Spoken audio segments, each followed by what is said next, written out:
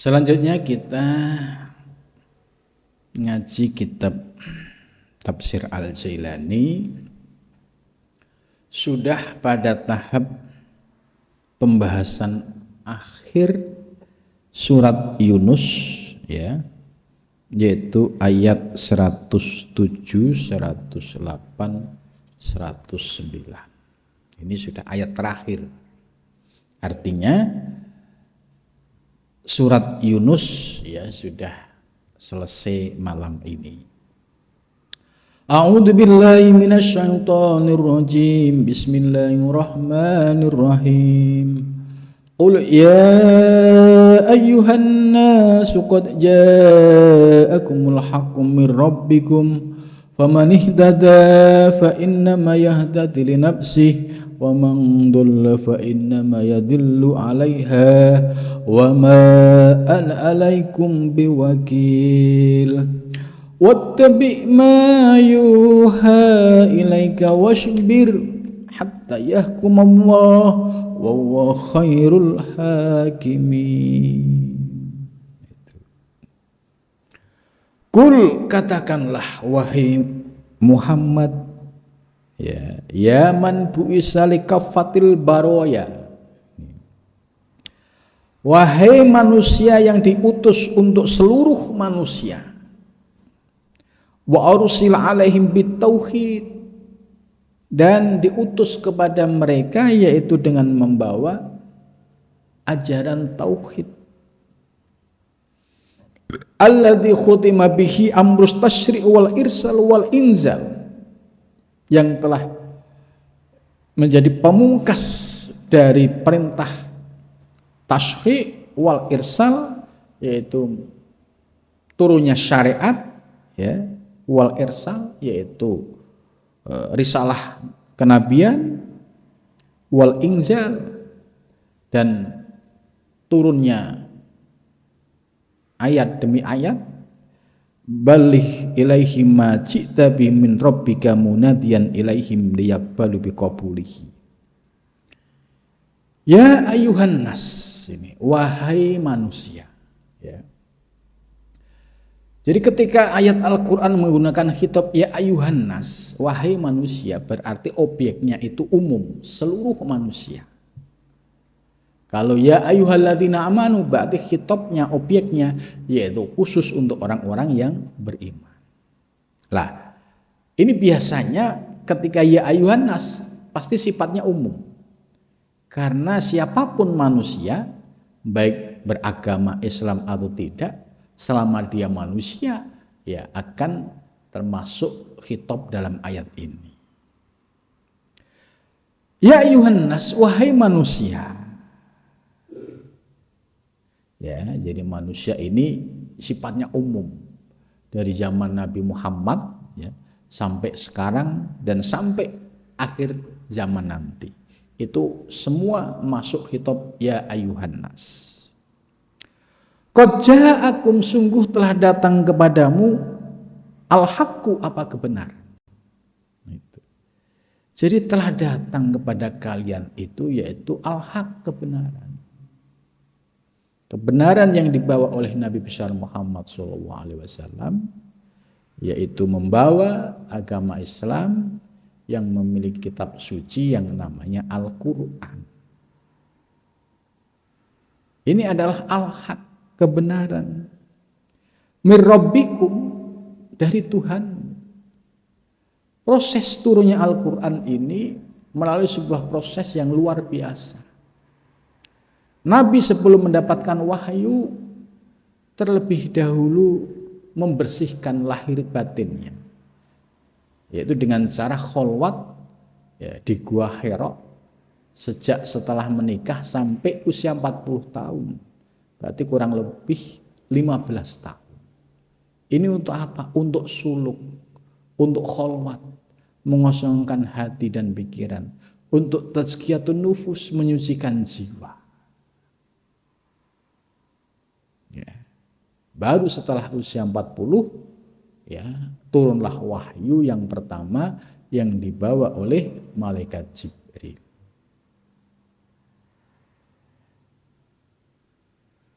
Maka ketika wahyu ya sudah turun ya mulai dari periode Mekah ya, kemudian sampai periode Madinah ya kurang lebih 23 tahun ya. Ajaran-ajaran yang turun dari Allah Subhanahu wa taala ya, sebagaimana yang ada di dalam Al-Qur'anul Karim, inilah ajaran yang menjadi pedoman bagi umat Islam. Nah, di dalam Al-Qur'an ini menjelaskan segala hal yang berkaitan dengan tauhid, yang berkaitan dengan ibadah, yang berkaitan dengan muamalah, semua ada di dalam ayat-ayat Al-Quran. Bahkan terkait dengan agama, ya, di dalam penjelasan Al-Quran ini termasuk lisyairil ma'rifah wa tauhid, termasuk syiar kemakrifan dan tauhid pun sumbernya dari Al-Quranul Karim. Jadi para salik yang ketika mengkaji ilmu tasawuf ya mendengar kata makrifah, maka sumber utama dari ilmu kemakrifan ini adalah dari Al-Quranul Karim, bukan dari yang lainnya. Wa tauhid, dan juga tauhid yaitu mengesahkan Allah Subhanahu wa taala. Nah, ajaran dua hal ini relevan dari sejak zaman Nabi sampai sekarang. Itu. Hanya saja ya di zaman sekarang ini tauhidnya hanya terhenti pada tauhid Asy'ariyah. Ya, yaitu memahami sifat wajib bagi Allah 20, sifat mustahil bagi Allah 20, jaiz 1. Ini kalau dia ya berpegang teguh pada akidah Asy'ariyah. Nah, sedangkan tentang kemakrifahan ini tingkatannya yaitu lebih mendalam lagi. Maka dasarnya tetap tauhid Asy'ariyah untuk mengkaji ilmu-ilmu yang terkait dengan kemakrifahan. Maka kalau orang yang belajarnya itu runut, ya, tertib, ya, pasti sebelum membahas tauhid ahlu kasfi, sebelum membahas ya, tasawuf falsafi, pasti ya dasarnya, backgroundnya, pondasinya adalah tauhid Asy'ariyah. Supaya apa? Supaya nanti tidak terjadi pencampur adukan ya antara wilayah kehambaan dan ketuhanan. Nah, di sini pentingnya ngaji tauhid ya, dasar itu menjadi penting. Sebab kalau ada orang ngaji tiba-tiba langsung ilmu kemakrifahan, ilmu kasfi atau ilmu kasafah, kalau background syariatnya tidak kuat, akidah Asy'ariyahnya tidak kuat, pasti dampaknya itu ya seperti yang terjadi ya dulu di Aceh ya abad 17 dan juga dulu di Jawa abad 15 pernah terjadi, yaitu panteistik, mencampur aduk antara hamba dan ketuhanan. Ya, dia hamba tapi ngaku Tuhan. Gitu. Nah, ini khawatirnya terjadi pemahaman yang ilhad seperti ini. Maka bagi orang yang belajar tasawuf, kalau kita merujuk pada sumber-sumber primer ya seperti Al-Futuhat Al-Makiyah, Syekh Muhyiddin Ibnu Arabi tetap sebelum membahas tauhid-tauhid yang sifatnya khusus, yang membahas kemakrifahan, terlebih dahulu Syekh Muhyiddin Ibnu Arabi membahas soal tauhid yang sifatnya dasar atau yang sering dikenal yaitu tauhidnya Asy'ariyah.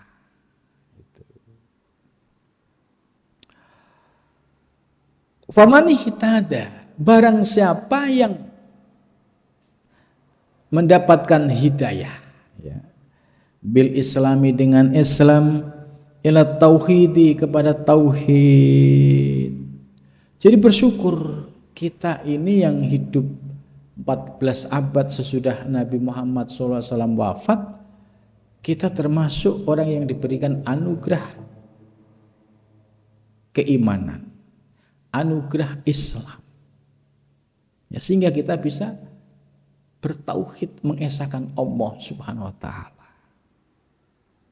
Fa inna ma yahtadi, maka sesungguhnya dia mendapatkan petunjuk li nafsihi, untuk dirinya.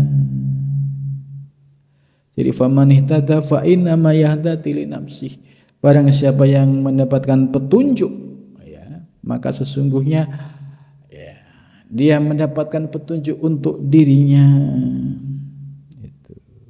Maka perlu disyukuri bahwa kita menjadi orang Islam ini anugerah Allah. Kita menjadi orang beriman ini anugerah Allah. Jangan sampai, ya, sudah diberikan anugerah iman Islam kemudian diabaikan. Sudah diberikan keyakinan tentang kebenaran ajaran Islam, tapi ketika suruh menjalankan sholat 5 waktu, ogah-ogahan, males-malesan. Ini namanya menyanyiakan hidayah. Sudah diberikan hidayah tapi tidak dirawat dengan baik.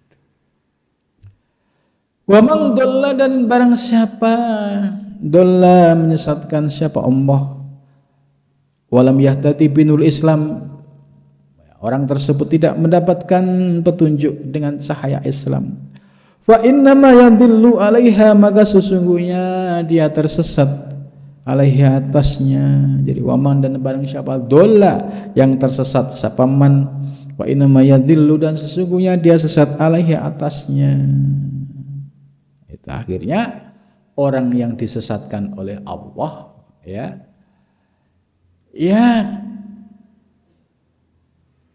dengan sendirinya dia akan berpaling dari Allah. Gitu. Sekalipun dia diajak, didakwahi, tapi karena termasuk orang yang tidak mendapatkan hidayah, ya sulit untuk menerima petunjuk. Jadi kalau orang sudah bagiannya itu disesatkan oleh Allah, ya maka secara otomatis, ya dia akan menolak.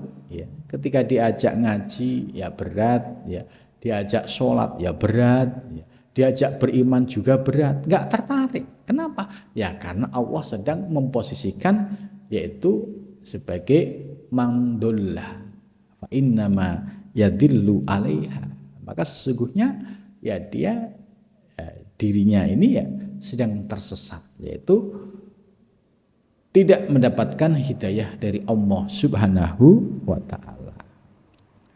Wa ma'ana, dan tidaklah aku alaikum atasmu biwakil, sebagai zat yang maha menjaga, yang maha kafil, hafidun menjaga, kafilun yang menanggung, li umurikum, termasuk semua urusanmu itu Allah yang mengatur, Allah yang menanggungnya. Itu. Bal ma'ana illa basyir wa nadhir, dan posisi Nabi Muhammad tidak ada lain illa basyir, kecuali membawa kabar gembira. Ini loh kebenaran Islam. Kalau kamu mau ikut ya monggo, gitu. Kalau nggak mau ikut ya nggak apa-apa. Ya, karena Nabi tugasnya hanya menyampaikan, memberikan kabar gembira. Kalau kamu bertauhid dengan benar, ya Allah sudah menyiapkan balasannya, yaitu surga.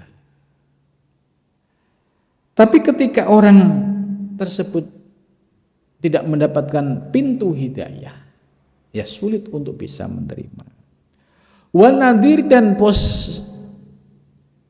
fungsi ya Nabi selain basyir adalah nadhir, ya, memberikan yaitu peringatan-peringatan. Kamu ya jangan mengabaikan sholat. Kamu jangan berani sama orang tua. kamu jangan melanggar aturan agama itu.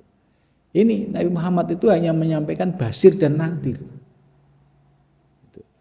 Ya, seperti kayak Nabi Nuh, ya tugasnya menyampaikan. Soal anaknya Kan'an itu ikut atau tidak, ya dikembalikan kepada Allah. Itu. Begitu juga nabi-nabi yang lain, ya, diuji dengan orang-orang di sekelilingnya, ada yang beriman, ada yang menolak. Itu. Jadi artinya apa? Bahwa otoritas hidayah itu murni, ya, anugerah dari Allah Subhanahu wa ta'ala. Wattabi' dan ikutilah ma sesuatu yuha yang diwahyukan ilaika kepadamu mir rabbika dari Tuhanmu, wa baligh nas dan sampaikanlah wahyu itu kepada seluruh manusia. Wala tubali bi iradihim wa taqdibihim, dan jangan abaikan, jangan pedulikan soal berpalingnya mereka, wa taqdibihim, dan tuduhan dianggap membohongi mereka. Itu. Jadi nabi saja dalam dakwahnya itu pasti ada yang menerima dan yang menolak. Ya, begitu juga dakwah di zaman sekarang, tugas seorang ustadz, seorang kiai hanya menyampaikan. Kalau mau ikut ya syukur, alhamdulillah. Kalau tidak mau ikut ya syukur juga, karena yang bisa menggerakkan hati seseorang itu hanya Allah Subhanahu wa ta'ala. Wala tubali bi'iratin, jangan abaikan. Jangan dijadikan satu hal-hal yang membuat maju di dalam dunia dakwah ketika mereka berpaling. Gitu. Ya, tugas kita hanya mengajak, menyampaikan. Kalau dia berpaling, ya tidak apa-apa. Kalau dia mau ikut, ya monggo dipersilahkan. Gitu. Wasbir, dan sabarlah, ya, ala adahum, atas hal-hal yang menyakitkan dari mereka. Jadi dakwah itu ya menghadapi tantangan. Nabi menghadapi tantangan dari kafir Quraisy, baik kekerasan verbal, ya, caci maki, maupun kekerasan fisik. Itu dialami oleh Nabi besar Muhammad SAW. Nah, tantangan di zaman sekarang juga sama. Ya, pasti ada tantangan ala adahum, yaitu ya sikap orang yang tidak setuju, ya, sikap orang yang merendahkan, sikap orang yang menentang, itu pasti ada. Karena itu jangan sampai mundur dalam dunia dakwah, abaikan hal-hal semacam itu. Ya, tetap lurus di jalan dakwah. Wa tahammuli makruhatihim wala taftar an da'watika iyahum, dan jangan sampai ya kemudian males, ya, meninggalkan dakwah gara-gara tadi dakwahnya ditentang, dakwahnya ya ada yang mencela. Abaikan saja. Tugas seorang dai adalah menyampaikan. Hatta yahkumullah, sehingga datang yaitu ketetapan memberikan hukum siapa Allah. Ya, bagi seorang dai yang istiqomah pasti suatu saat akan berbuah. Ya, akan berbuah yaitu pertolongan binas rika, mendapatkan pertolongan dari Allah Subhanahu wa ta'ala. Ya, ini sudah janji Allah. Selama seorang dai itu istiqomah, ya ngaji rutin, ya, bimbing santri, ya, bimbing umat, dalam kondisi apapun tetap jalan, pasti suatu saat akan diberikan pertolongan oleh Allah Subhanahu wa ta'ala. Wa dan bermula Allah khairul hakimin, sebaik-baiknya hakim, sebaik-baiknya zat yang maha bijaksana. Karena Allah muttali'un ala sarari'il umur, Allah itu akan menunjukkan yaitu segala rahasia wa khafayah, dan hal-hal yang tersembunyi. Qadirun ala jamil intiqam, Allah itu kuasa menurunkan segala yang bisa menjadi intiqam, yaitu balasan yang menyakitkan bagi orang yang ingkar, tapi Allah tidak melakukan hal semacam ini. Ya. Rabbihkum bil khair wal husna wa faqwana ala mutabadis syaitil wara. Rabbi, wahai Tuhanku, hukum, ya, berilah keputusan bil khairi dengan kebaikan, wal husna dan kebaikan, wa wafiqna dan berilah taufik kami ala mutabaati syaitil wara, mengikuti yaitu tuan atau baginda pemimpin manusia, yaitu Nabi besar Muhammad sallallahu alaihi wasallam. Jadi sudah tamat pembahasan surat Yunus pada malam ini. Mudah-mudahan dari pengajian awal sampai akhir kita diberikan kemudahan bisa memahami pesan-pesan penting dari surat Yunus ini.